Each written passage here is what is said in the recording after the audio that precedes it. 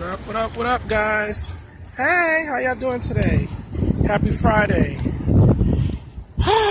Yeah, guys, it's beautiful today again. I'm spoiled with all this beautiful weather here in Austin, Texas, right? My New Yorkers, y'all don't know what y'all missing. Some of y'all don't like the heat, though. You know, some of you guys can't deal with the heat. You prefer the cold. But me, I actually prefer the hot weather, right? And here in Austin, Texas, we've been actually having a lot of overcast days, which is strange. A lot of cloud cover, but the thing is that it stays warm, right? But wherever you're living, usually when you see cloud cover, you say it's cold, right? Oh, it's freezing. But not here in Austin, Texas, guys. We're in the 90s today with some cloud cover. Hi, Angie. How are you? Thank you for tuning in, sweetheart. I appreciate the love. Anyway, guys, again, when I come out to cut these videos, you may hear a breeze. If it gets to be too breezy and you can't hear me, let me know. I'll try to move to another location. But I hope you guys are having an awesome day, right?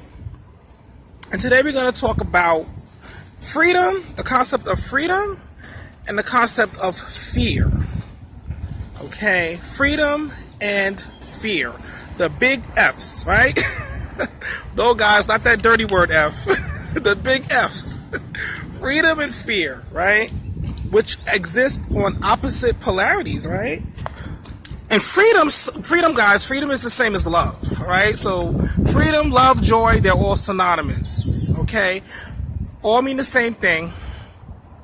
But freedom and fear, right? Freedom exists on the highest level, the highest vibratory scale, right? Freedom is love. That's the highest vibration that one can achieve. It's the highest vibration that you actually are, right? That is who you truly are. You are truly freedom. And then the lowest vibration or the lowest frequency would be fear. They are polar opposites, right? One exists on the highest end, one exists on the low scale.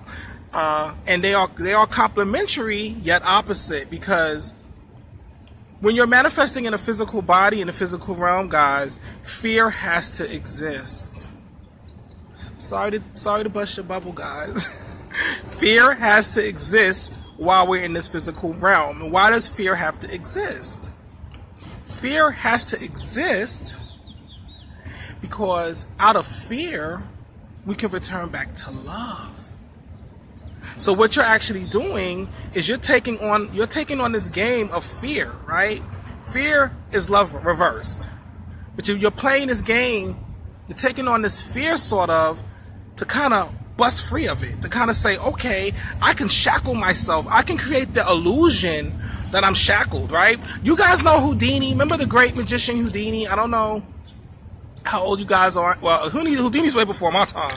So let me not even go there. Houdini was like, I believe he was like in the 1800s, but he was a great master magician, and he used to chain his body up. He would put chains on his arms and his legs, and then they would like immerse him in water, and then he would break free. Like, oh, go Houdini, go, you know. And he was the man of his time. You know, people paid big money to see Houdini. He was a big star, right? And I believe he died doing one of his tricks where he did a little too much with the chains and he actually drowned. I'm not sure, guys, research it, but I believe that's what happened. If that's not what happened, please let me know. You can write me on my Facebook page and let me know. But basically, in a nutshell, Houdini was a master magician. He was a master artist, breaking out of chains and things like that. And when I look at Houdini and what he's done, I look at our lives as incarnated spirits, because we're doing the same thing that Houdini did. Right? We're coming from we are unlimited, we are bounded, we are unbounded, we are unlimited, we are unbounded and free. That is who we truly are. But we take on these physical forms. So what we do when we take on a physical form is we create the illusion of enslavement. Does that make sense? The illusion of bondage. And why would we want to do such a thing? Why would we agree to even come to this earth and then say, well, I'm going to play the game of bondage. I'm going to play the game of enslavement. I know it's not real, but I want to play this game because I've just answered your question. at some point in your evolution, whether it's here or in another lifetime, you're going to come to realize that there is no enslavement. There is no cage. There are no chains. The only chains that you put on yourself are the ones that you put on yourself. But in reality, there are no chains holding you back. There is nothing holding you back. There are no limitations. There is no bondage. Bondage is an illusion, guys, that we play so that we can break free of that illusion and say, hey, guess what? I'm truly free. I don't have these chains. I don't have chains on my mind. I don't have chains on my ankles. I don't have chains on my wrists. I created these chains, right? The chains that you place on yourself are because you put them there. So that's an illusion, guys. That's an illusion that we've created. So when we take on these physical bodies, we're playing the game of enslavement. We're playing a fake game. But the truly awakened person knows that there are no boundaries, there are no chains, and that you can create any life that you desire. Because once you free your mind and you free your heart and your spirit, guys, this is where it comes in. Once you realize that there is no separation between me talking on this screen behind you, on this imaginary separation that we have going on, right? This is imaginary. Everybody looking at me, I'm a reflection of you. Everybody I'm looking at, you're a reflection of me. Expressed differently, because we all come from the one, and really it's just one being expressing itself in many different forms. But there is no separation between me and you, or me and the tree, or me and the ground. It is one being in the room, people. One being, and that one being is love. And we are all love. We are all special. We are all connected, and we are all reflections of one another. And we all have the ability out of that love, which is eternal. We are also abundant, unbounded, and unlimited beings. But we play fear. We play the fear game, because with the bondage game comes the fear game. So what does that mean? What that means is we may get to a point in our evolution where we want to try something different, where we want to step out of our bounds, where we want to basically step out and we want to do something different, right? So for instance, guys, that's what I did. Been here now with my spouse now in Austin, Texas for 4 years. This next month will make 4 years. Time goes really, really fast. But when I got down here, I didn't have any money lined up, right? I didn't have a job lined up. I didn't have money lined up. All my friends thought I was crazy. They said, Magic, why are you leaving New York of all places? Why are you going to Texas? What's going to happen? And all these things, guys, all these things, I could have allowed them to stop me. I could have allowed fear to stop me in my tracks and say, well, I'm not going to go to Texas because it's too risky. I don't have a job lined up. What am I going to do, right? But 4 years later, guys, guess what? I'm here. I'm working. I got a job. I'm blessed. I got a good roof over my head. I can provide for my family, right? The universe or God, whatever you want to call it. Again, you can call it whatever you want to. I usually switch between universe and God because those are the two words I like to use. But the universe / God took care of me. And that took faith, guys.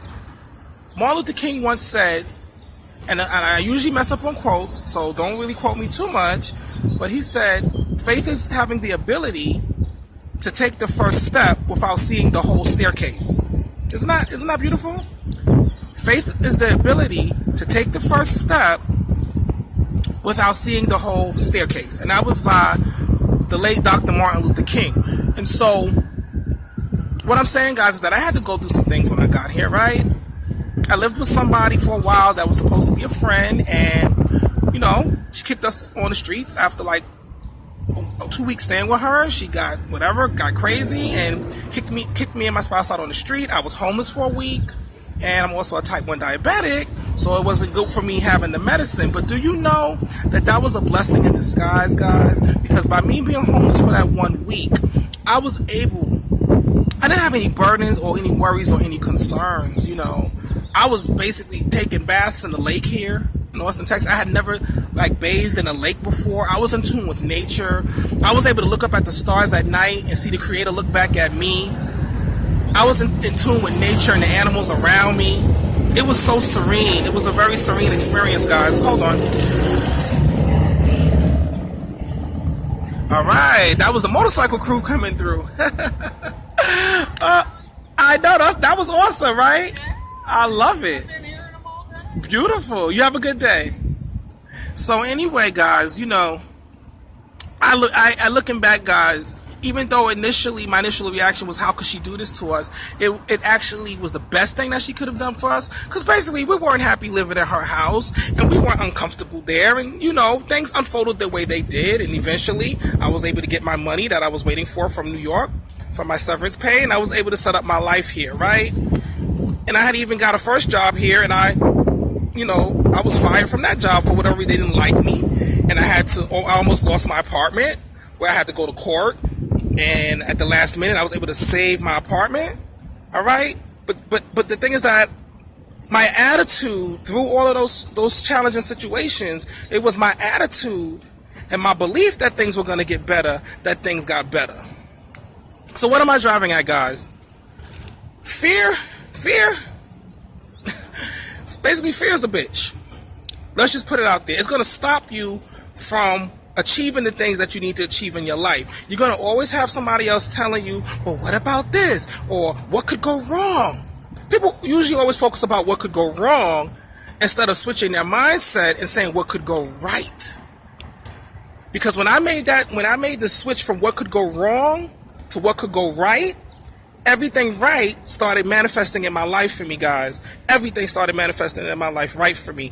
And that is my mission, guys. That is my purpose, is to assist people, honestly, to assist people from moving from that fear factor, that fear frame, into the frame of faith, right? We want to have faith. We want to put our foot ahead of us. We don't want to see the whole staircase. Nobody in life sees the whole staircase, guys. Who in life do you know sees the whole damn staircase? We have to live life day to day, and we have to live it as it unfolds. We don't know the whole mapping out of our life. We can't see that. It is too grand, too vast, and we just don't have that ability, right? So we have to step out on faith on a lot of things. And we have to step out on belief and faith. And when you get really good, guys, you step out into knowing. Knowing is a whole nother level, because what knowing is basically knowing what you know, knowing that you are a creator on this planet, knowing that because you are a creator connected to the great creator, but that you are an aspect of the creator, that you can create results in your life by your thoughts, your words, and your deeds. You will manifest directly, because as the saying goes, as above, so below. Because you are connected to infinite intelligence, guys, whether you realize it or not. You are more powerful through your intent. You are more powerful than you think you are, and you've never been taught in a society that you've been powerful. You've been taught that your government is more powerful than you. You've been taught that somebody outside of you with more money is more powerful than you. You've been taught that anything existing outside of you that looks more successful or appears more successful to you is more powerful than you. And that is a misnomer, guys. That is a lie. Because the true power comes from within. And when you learn how to harness the true power from within, again, I always say, you're either going to meditate, some like to pray. Even prayer is powerful, guys. Prayer is a powerful, powerful tool. I pray, but I also meditate and pray. But you have to find out whatever works for you that reconnects you to the infinite intelligence and the infinite love, which is what you are. And when you maintain that on a daily basis, guys, you'll start to see beautiful things start to manifest in your life. So what we want to do, guys, is we want to break through the fear. And how do we do that?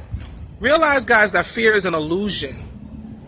Whenever you have a good idea, or you feel like your life is about to shift, or you're going in a different direction, and then somebody says something that you kind of stop in your tracks, push through it, guys. Push through it.